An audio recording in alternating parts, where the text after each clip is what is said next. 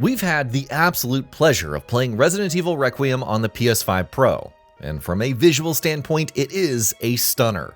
You see it the very first moment you have Grace walk along a busy street on the way to her objective.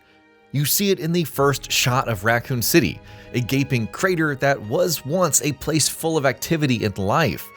You see it in the close-ups of Leon and Grace, their expressions coming across so clearly thanks to excellent character models and facial animations. CSO. I'm Grace. Ashcroft. FBI. FBI? What are you doing here? Someone kidnapped me. Victor, get in. I don't know. Well, we should leave. Every frame of this game looks like it was pre-rendered in motion, lending the entire experience a level of photorealistic quality that goes beyond just looking good in an experience that comes together quite well to make your skin crawl and your hair stand on edge. But before that, a quick disclaimer about the footage you're currently seeing might be in order. There could be a bit of sharpening, some crushed blacks, and a slightly lower level of detail thanks to captured footage being compressed, but rest assured, that is not the case with the actual game on the PS5 Pro. Requiem scores well on several parameters like lighting, material realism, natural depth, and image stability, even in its most demanding moments. A Sublime lighting system. The game's promotional materials all pointed to the excellent use of light and its crucial role in stealth sections involving Grace. But it's more than just that. Every scenario in the game, from a busy street to a desolate corner of the Rhodes Hill Care Center, are all brought to life in a way that catches the eye from the minute you load in. There's a frankly astounding level of detail on display, and the lighting does well to highlight it in dark spaces where your flashlight or lighter are your only sources of illumination. Their beams move tangibly different, lighting up your surroundings based on how those beams would reflect off of the surfaces in the real world. A conversation between two characters with a flaming building as its backdrop has you seeing shadows that flicker with the flames, their warm glow contrasting with the harrowed expressions on the faces they light up. In darker spaces, the inky blacks that come at you almost feel suffocating, a facet of the experience that's underlined whenever the stalker is in play.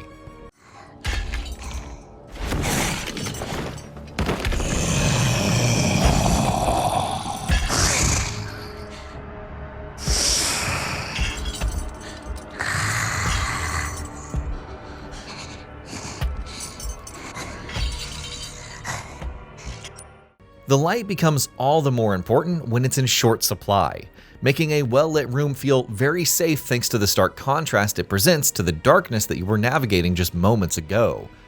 Light and shadows interact so well, with a believable spill of rays around corners, lamps, and candles, casting dynamic shadows that move with their subjects, while your characters are reflected back at you on glass surfaces that you look at. Raccoon City looks ridiculously detailed in its ruined state, and the lighting does so much of the mood work. With the advanced AO in play, the destruction reads as dense and tangible, but there's also this intentionally dulled, lifeless tone over everything. Even the RPD feels sad now, like a place that's already lost. It honestly makes me wonder what the game would feel like if the developer ever went full open world with it. The first-person camera is definitely our choice when it comes to admiring the game's lighting, and it's of such a cinematic quality that it's genuinely hard to tell the difference between in-game moments and cutscenes. But lighting alone doesn't make for great visuals.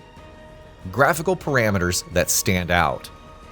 All the light in the world would not have helped sell the experience that Requiem is trying to present if the environments, people, and objects being lit up were not up to scratch. That's clearly not the case in Requiem, and when you're treated to a close-up of any character, you're going to see why. Individual hairs on Grace and Leon's head swings gently in the breeze, while beads of sweat glisten on Grace's face and arms when she's in a particularly bothersome situation, even as Leon's temples remain blissfully dry, his calm demeanor being reflected on his appearance. At some point, a short swim in a vat of what suspiciously looks like blood continues to leave the character involved with a red hue on their hands as they navigate the rest of that level.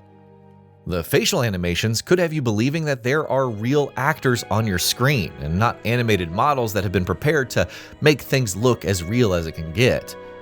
Grace's abject terror at the ordeal that she's being forced to endure shines through in almost every frame that focuses on her face, her fear being reflected in her eyes. Her concern for a new character is also quite evident, as is her anger at another point in the story. Every close-up shot or camera stare showcases emotions as well as expression, helping to sell the game's CG-like realism quite well.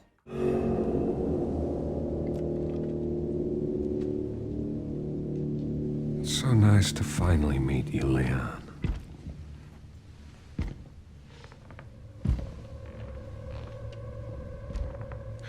Why don't we have a little talk? Leon and Gideon are also highlights, each character's personality being conveyed through their frowns, smirks, and a generally high quality of lip syncing that helps the voice acting match the gravitas of a grim situation.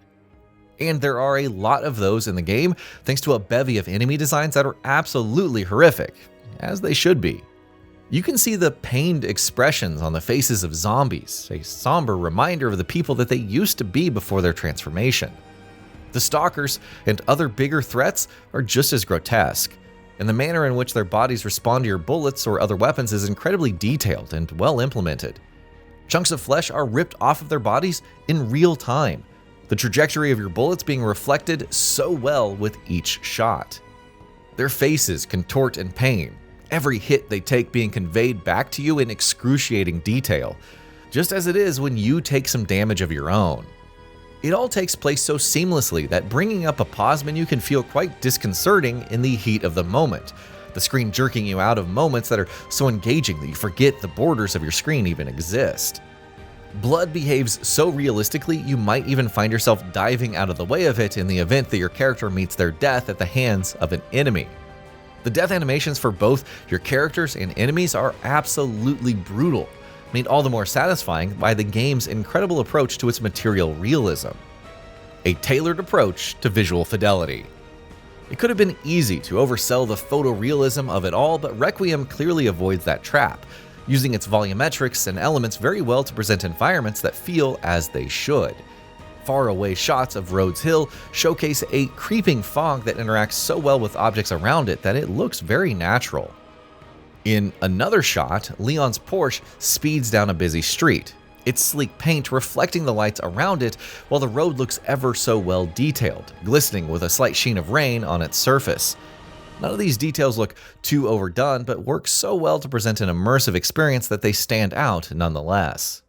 Now, it helps that the PS5 Pro is able to sustain a clear, sharp image with very few instances of jagged edges or shimmer that we could see during our time with the game. That's as true for intense moments in the gameplay as it is for cutscenes, the console's image upscaling capabilities doing a good job of making sure that things stay as smooth as they can be. It's also probably good that there's more headroom for ray tracing, and for the streaming textures and sustaining a level of detail that lends Requiem its filming quality. Now that's especially true in the game's second half, when all of its systems come together to present moments where the story fires on all cylinders. There are views from familiar buildings, sweeping shots of locations that can have you smiling to yourself, a chase sequence that we're still not fully recovered from, and level designs that are just outstanding with the way verticality is used to present specific moments. You get reminded that you're in a video game when you see an NPC walk slightly more stiffly than they would in real life, or when the occasional shimmer around a character's hair or some volumetric noise pops up. A few texture streaming hiccups around elevators or during fast turns were also a way to remind ourselves that this still was a video game. But in one that's as terrifying as Requiem, we're gonna say that we are grateful for those reminders. Cinematic cohesion. Requiem's near cinematic level of quality comes not just from the effective use of several pillars of good CG design, but in the way that they've all been lovingly made to work in tandem with each other that lends the experience a layer of immersion that's going to be the RE engine's best one yet. That it's able to blend its lighting, detail, and animation so well while also sustaining a stable image is a benchmark of what it's capable of, made even better by the PS5 Pro's ability to bring games such as this one to life so well. We can't wait for you to join us on what is a Resident Evil game that both looks and performs so well, it's sure to bring a smile to both franchise veterans and newcomers alike. And that'll be about it for this one. If you guys like what we're doing at GamingBolt, please consider subscribing to our channel, and I'll see you guys on the next video.